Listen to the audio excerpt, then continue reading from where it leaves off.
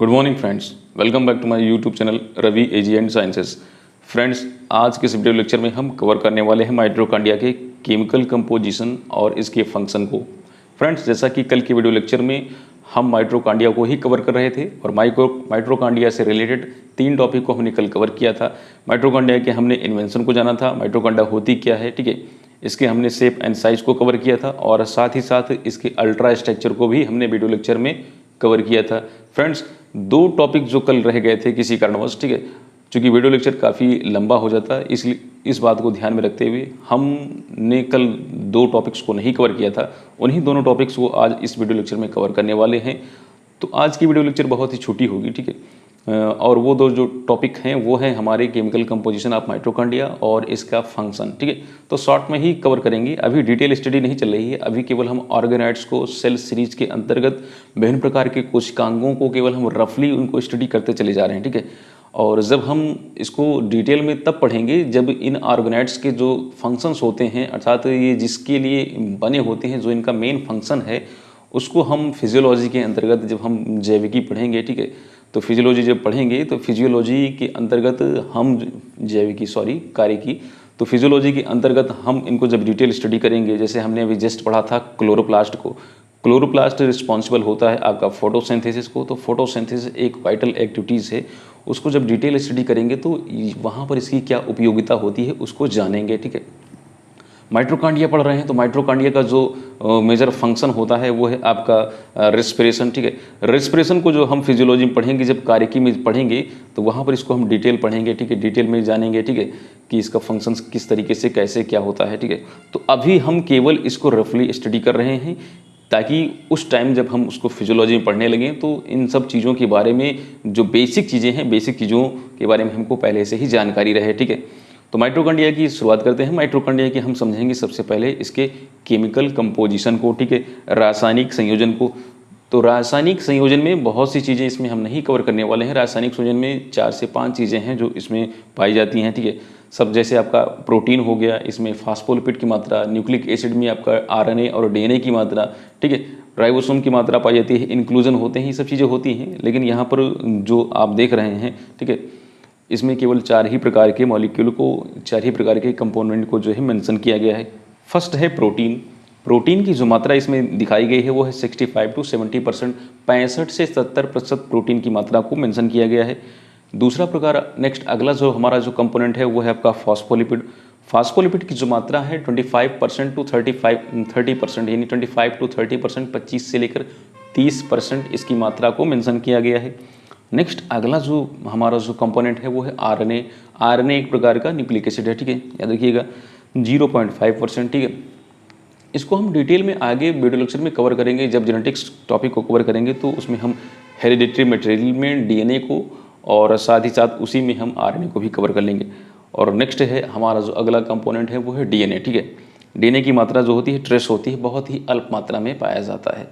फिर से एक बार जान लेते हैं, प्रोटीन की मात्रा होती है, इसमें फास्फोलिपिड होता है, इसमें आरएनए होता है और थोड़ी सी मात्रा डीएनए की होती है। प्रोटीन की मात्रा कितनी होती है? प्रोटीन की मात्रा होती है 65 to 70%, 65 से 70% प्रोटीन की मात्रा। और फास्फोलिपिड की मात्रा 25 to 30%, यानी 25 से लेकर 30% मात्रा होती है फास्फोलिपिड की। और आरएनए की जो मात्रा होती है 0.5% और डीएनए की मात्रा बहुत ही अल्प मात्रा होती है, ट्रेस मात्रा पाई जाती है इसकी, ठीक है। आइए अगले टॉपिक की तरफ चलते हैं। अगला जो टॉपिक है वो है माइटोकॉन्ड्रिया का फंक्शन, ठीक है। माइटोकॉन्ड्रिया के फंक्शन को समझते हैं, ठीक है। माइटोकॉन्ड्रिया जो है, माइटोकॉन्ड्रिया को कोशिका का ऊर्जा घर भी कहते हैं, इसे पावर हाउस ऑफ सेल कहा जाता है, ठीक है। इसे किस लिए कहा जाता है इसको हमने कल जाना था, आज फिर से जानेंगे क्योंकि इस फंक्शन को हम देख रहे हैं। तो इसे हम पावर हाउस ऑफ सेल इसलिए कहते हैं क्योंकि इसमें, जैसे हम फूड सिंथेसिस की बात की थी हमने, कि जो फूड सिंथेसिस होता है वो क्लोरोप्लास्ट के द्वारा होता है। क्लोरोप्लास्ट का जो ग्रीन पिगमेंट है यानी क्लोरोफिल, उसके द्वारा फूड सिंथेसिस की प्रोसेस होती है फोटोसिंथेसिस। फोटोसिंथेसिस में हमारे ग्लूकोज बनते हैं, यानी कार्बोहाइड्रेट का संश्लेषण होता है। तो वो जो फूड मटेरियल बनता है कार्बोहाइड्रेट से पौधों में, उसका कंबस्टन यानी उसका जारण जो है, यानी उसको जो है कंबस्ट करके उनको जरित करके, ठीक है, उनको जला करके एनर्जी जो प्राप्त होती है वो इसी ऑर्गेनॉइड्स में होती है, इसी कोशिकांग में होती है, अर्थात माइटोकॉन्ड्रिया में होती है। इसीलिए माइटोकॉन्ड्रिया को पावर हाउस ऑफ सेल कहते हैं, क्योंकि ये ऊर्जा इससे प्राप्त होती है, ठीक है। क्योंकि इस ऑर्गेनॉइड से इस कोशिकांग से हमें ऊर्जा मिलती है, इसलिए इसको हम पावर हाउस ऑफ सेल कहते हैं, ठीक है।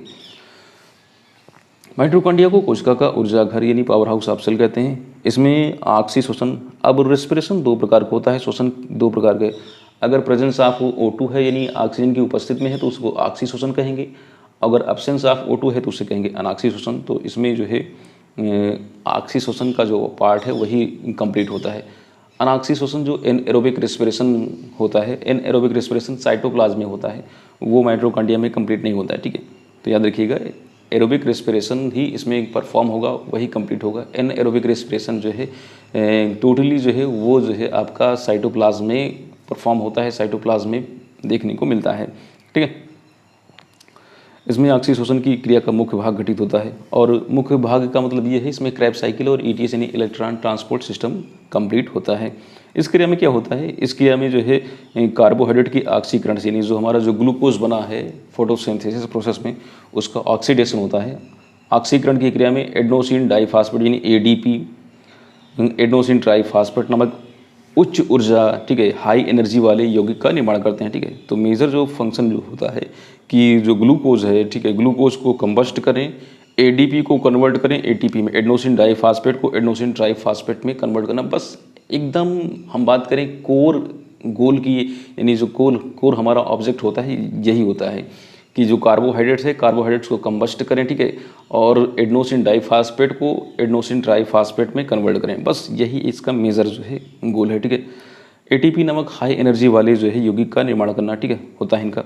यह ऊर्जा कोशिका की विभिन्न प्रकार की क्रियाओं में जो डिफरेंट टाइप के जो फंक्शंस होते हैं जो कोशिका के अंदर होती रहती हैं, ठीक है, तो उसके लिए एनर्जी की भी आवश्यकता होती है। तो वो एनर्जी इसी ATP के रूप में प्राप्त होती है, एडेनोसिन ट्राइफॉस्फेट के रूप में प्राप्त होती है। इस पूर्ण क्रिया में oxygen, adenosine diphosphate, M phosphate, ये तीन चीज़ों की एंट्री होती है माइटोकॉन्ड्रिया में। कौन कौन से हैं?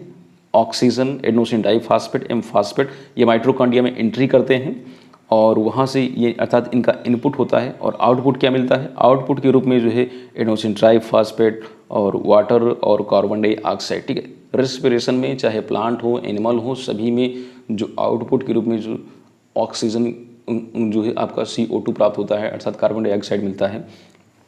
देखिए इनपुट क्या होगा, इनपुट में आपका oxygen, adenosine diphosphate and phosphate, oxygen, adenosine diphosphate यानी ADP, इसके साथ में फॉस्फेट यानी आपका P या IP कह सकते हैं, इनऑर्गेनिक फॉस्फेट, ये एंट्री करते हैं। वहाँ से निकलता क्या है, उसमें वहाँ से निकलता है O2 के स्थान पर CO2 निकलता है, ठीक है। एडेनोसिन डाइफॉस्फेट ATP निकलता है, एडेनोसिन ट्राइफॉस्फेट, ठीक, और साथ ही साथ आपका जल की मात्रा निकलती है H2O, ठीक है। ये चीज़ें आउटपुट होती हैं, ठीक है। इनपुट के रूप में O2, ADP और P यानी फॉस्फेट, और निकलेगा जो आउटपुट होगा ATP, adenosine triphosphate, water and carbon dioxide यानी CO2, ये रिलीज होते हैं, ठीक है। अब जो आपका रिस्पिरेशन वाली जो प्रोसेस है उसको हम समझते हैं, कौन कौन से उसमें स्टेप इन्वॉल्व होते हैं। तो फर्स्ट इसमें स्टेप है क्रेब्स साइकिल, ठीक है। क्रेब्स साइकिल बहुत ही डिटेल, इसको जब पढ़ेंगे तो बताएंगे क्रेब्स साइकिल क्या होता है। बहुत ही टफ साइकिल है, ठीक है। ये माइटोकॉन्ड्रिया के किस में होती है? ये माइटोकॉन्ड्रिया के मैट्रिक्स में कंप्लीट होती है, ठीक है। ये माइटोकॉन्ड्रिया के मैट्रिक्स में कंप्लीट होती है। माइटोकॉन्ड्रिया का जो मैट्रिक्स होता है उसमें बहुत सारे डिफरेंट टाइप्स के एंजाइम्स यानी विकर होते हैं, उन्हीं के द्वारा ये परफॉर्म होती है, उन्हीं के द्वारा ये कंप्लीट होती है। इस क्रिया में क्या होता है, इसमें CO2 उत्पन्न होती है और उपापचयी पदार्थों से इलेक्ट्रॉन का निष्कासन होता है, ठीक है। इसमें CO2 को रिलीज किया जाएगा इस प्रोसेस में। क्रेब्स साइकिल जो होता है, क्रेब्स साइकिल में आप देखेंगे डिफरेंट इसके स्टेप्स में यानी विभिन्न चरणों में, ठीक है, डिफरेंट रिएक्शंस में CO2 रिलीज होगी, और साथ ही साथ जो मेटाबॉलिक जो पदार्थ हैं यानी जो मेटाबोलाइट्स हैं, ठीक है, उपापचयी पदार्थ हैं, उससे इलेक्ट्रॉनों का निष्कर्षण होगा, इलेक्ट्रॉन रिलीज होंगे, ठीक है। CO2 प्लस इलेक्ट्रॉन रिलीज होंगे, ठीक है। जो इलेक्ट्रॉन रिलीज हो रहे हैं वो नेक्स्ट अगले स्टेप में जाएंगे, वो स्टेप है हमारा ETS यानी इलेक्ट्रॉन ट्रांसपोर्ट सिस्टम। ये क्या करेगा, ये तंत्र जो है आपका श्वसन श्रृंखला या इलेक्ट्रॉन अभिगमन तंत्र यानी ETS यानी इलेक्ट्रॉन ट्रांसपोर्ट सिस्टम, जो क्रेब्स साइकिल से जो इलेक्ट्रॉन रिलीज हुए हैं उसे ये एब्जॉर्ब कर लेगा, उसे ग्रहण कर लेगा, ठीक है। तो यह तंत्र इलेक्ट्रॉन को ग्रहण करके श्रृंखला में स्थित इलेक्ट्रॉन वाहकों के द्वारा, इसमें बहुत सारे इलेक्ट्रॉन कैरियर्स होते हैं, उनके द्वारा उनका स्थानांतरण करता है, ठीक है, उनको एक स्थान से दूसरे स्थान में ट्रांसफ़र करने का काम करता है। और लास्टली इलेक्ट्रॉन ऑक्सीजन से संयुक्त होकर के, ऑक्सीजन से मिल करके जल का निर्माण करता है, ठीक है। तो पहले वाले उस स्टेप में क्रेब्स साइकिल में CO2 और इस वाले में जो है आपका जो है जल की मात्रा बन रही है, जल की मात्रा का निर्माण हो रहा है, ठीक है। यह क्रिया माइटोकॉन्ड्रिया की क्रिस्टी में होती है, ठीक है। ऊपर वाली जो थी, अभी जस्ट हम जो ऊपर वाला देखे थे, ये जो मैट्रिक्स में था, ठीक है, ये वाला ऊपर वाला देखिए, ये माइटोकॉन्ड्रिया के मैट्रिक्स में था और ये है क्रिस्टी में, ठीक है। ये वाला जो इलेक्ट्रॉन ट्रांसपोर्ट सिस्टम, ये उसके क्रिस्टी में होता है या ट्यूबुली में होता है, ठीक है। ये क्रिस्टी या ट्यूबुली में देखने को मिलता है इलेक्ट्रॉन ट्रांसपोर्ट सिस्टम। पहले वाले आपका क्रेब्स साइकिल में CO2 रिलीज होता है, ठीक है, और साथ ही साथ इलेक्ट्रॉन रिलीज होते हैं। और ये जो आपका इलेक्ट्रॉन ट्रांसपोर्ट सिस्टम है, ETS है, ठीक है, या रेस्पिरेटरी चेन भी कहते हैं इसे। इसमें क्या होता है, इसमें वाटर रिलीज होगा और साथ ही साथ जो है इसमें जो है, हाँ, इसमें ऑक्सीजन के साथ मिलेंगे, ऑक्सीजन के साथ जो इलेक्ट्रॉन जो है वो मिल करके वाटर को रिलीज करते हैं, ठीक है। और इसी बीच में जो है आपका ATP सिंथेटेज एंजाइम की सहायता से जो है ATP का संश्लेषण होता है, वो हम इसमें देखते हैं। एक और इसी के साथ जुड़ा हुआ एक पार्ट होता है, उसे कहते हैं फास्फोरिलेटिंग सिस्टम, ठीक है। इसी से संबंधित, इसी से जुड़ा हुआ एक पार्ट और होता है, उसे कहते हैं फास्फोरिलेटिंग सिस्टम, ठीक है। फास्फोरिलेटिंग सिस्टम ये जो है आपका श्वसन श्रृंखला से जुड़ा होता है, यानी ये जो आपका रेस्पिरेटरी चेन होती है, रेस्पिरेटरी चेन से जुड़ा हुआ और विभिन्न स्थानों पर ATP का निर्माण करता है, ठीक है। ये डिफरेंट साइट्स पर ATP का संश्लेषण करता है। और ये जो सिस्टम होता है, ये जो तंत्र होता है, ठीक है, F1 कणों यानी जो F1 पार्टिकल्स होते हैं और ATP सिंथेटेज विकर का बना होता है, ठीक है। ये जो फास्फोराइलेटिंग सिस्टम जो है, फास्फोराइलेटिंग सिस्टम जो होता है, ठीक है, ये क्या करता है, इसके डिफरेंट जो इलेक्ट्रॉन ट्रांसपोर्ट सिस्टम होते हैं उसके डिफरेंट साइट्स पर ये पाया जाता है फास्फोरिलेटिंग सिस्टम। इसमें जो है F1 पार्टिकल्स और ATP F1 पार्टिकल्स पाया जाता है। और F1 पार्टिकल्स है तो हमने कल बताया था कि F1 पार्टिकल्स में ही एक विशेष प्रकार का एंजाइम होता है जिसे कहते हैं ATP सिंथेटेज एंजाइम, ठीक है। तो ATP सिंथेटेज एंजाइम ATP का संश्लेषण करता है। तो अभी आप समझ चुके होंगे कि क्रेब्स साइकिल में क्या होता है। क्रेब्स साइकिल में CO2 रिलीज होती है प्लस इलेक्ट्रॉन रिलीज होते हैं और उसके जस्ट बाद जो आपका इलेक्ट्रॉन ट्रांसपोर्ट सिस्टम है ETS में क्या होता है, जो इलेक्ट्रॉन रिलीज हुए हैं उसे कैप्चर किया जाता है, ठीक है। उसको कैप्चर कौन करता है, उसको कैप्चर करता है ऑक्सीजन, ठीक है। ऑक्सीजन प्लस इलेक्ट्रॉन दोनों जो है मिल करके वाटर को रिलीज करते हैं, ठीक है। और जो नेक्स्ट जो तीसरे चरण में जो तीसरा जो स्टेप है, इसमें जो आपका फास्फोरिलेटिंग सिस्टम जो है, इसमें जो है आपका ये आपका इसी से जुड़ा होता है, ETS से ही जुड़ा होता है, उसी के कुछ पार्ट्स में पाया जाता है डिफरेंट साइट्स पर। इसमें F1 पार्टिकल्स पाए जाते हैं, किसमें, फास्फोरिलेटिंग सिस्टम में। इसमें F1 पार्टिकल्स पाए जाते हैं। F1 पार्टिकल्स में ATP सिंथेटेज होता है जो कि ATP का संश्लेषण करता है, ATP को सिंथेसिस करता है, ठीक है। तो तीनों चीज़ों के बारे में हमको पता चल गया। CO2 रिलीज होती है किसमें, आपका क्रेब्स साइकिल में, ठीक है। जल का निष्कर्षण होता है अर्थात वाटर रिलीज होता है किसमें, ये होता है आपका जो दूसरे वाले में, यानी आपका ETS इलेक्ट्रॉन ट्रांसपोर्ट सिस्टम में। और इलेक्ट्रॉन ट्रांसपोर्ट सिस्टम से ही जुड़ा हुआ है, इसको अभी नेक्स्ट पार्ट ना कहें तो ठीक है, क्योंकि ये इलेक्ट्रॉन ट्रांसपोर्ट सिस्टम का ही ये पार्ट है। उसे इलेक्ट्रॉन ट्रांसपोर्ट सिस्टम में ATP का संश्लेषण भी होता है, एडेनोसिन ट्राइफॉस्फेट का संश्लेषण होता है, ठीक है। तो ये था एकदम शॉर्ट में माइटोकॉन्ड्रिया का फंक्शन, ठीक है। एक फिगर दिखाया गया है नीचे, जस्ट बहुत ज़्यादा डिटेल उसमें नहीं बताया गया, बस थोड़ा सा शॉर्ट में उसको दिखाया गया है। ये माइटोकॉन्ड्रिया का फिगर है, ठीक है। यहाँ पर माइटोकॉन्ड्रिया है, इसमें ये दिखाया गया है कि इनपुट क्या होता है और इसमें आउटपुट क्या मिलता है हमको, ठीक है। तो इनपुट के रूप में देखें तो यहाँ पर इनपुट में मेटाबोलाइट्स, ठीक है। मेटाबोलाइट्स क्या होते हैं, ये ऐसे उपापचयी पदार्थ हैं जिससे हमें जो है आपका कार्बोहाइड्रेट्स मिलती है, ठीक है, साथ साथ हमको इलेक्ट्रॉन मिलता है, ठीक है। तो ये मेटाबोलाइट्स हैं, ठीक है। O2, ठीक है, ऑक्सीजन भी इसमें इनपुट होता है और साथ साथ एडेनोसिन डाइफॉस्फेट प्लस फास्फेट, ठीक है। ये तीन चीज़ों की इसमें एंट्री होती है माइटोकॉन्ड्रिया में। आउटपुट के रूप में क्या मिलता है, आउटपुट के रूप में मिलता है CO2 यानी कार्बन डाइऑक्साइड, जल यानी आपका H2O और ATP यानी एडेनोसिन ट्राइफॉस्फेट। सबसे इंपॉर्टेंट ATP यानी एडेनोसिन ट्राइफॉस्फेट।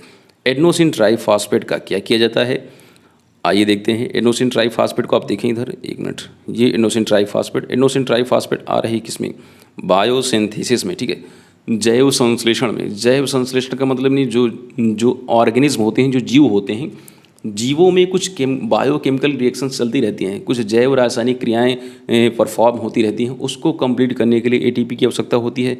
नेक्स्ट अगला क्या इसका कार्य क्या होता है, मैकेनिकल वर्क, ठीक है, जो भी ऑर्गेनिज्म होते हैं, जो भी जीव होते हैं, स्पेशली हम एनिमल की बात करें, ठीक है, तो एनिमल्स के द्वारा जो है डिफरेंट प्रकार के जो फंक्शंस किए जाते हैं, कोई कार्य किया जाता है, ठीक है, कोई मैकेनिकल वर्क किया जाता है, तो उसमें भी एनर्जी की आवश्यकता होती है, उसमें भी ऊर्जा की आवश्यकता होती है।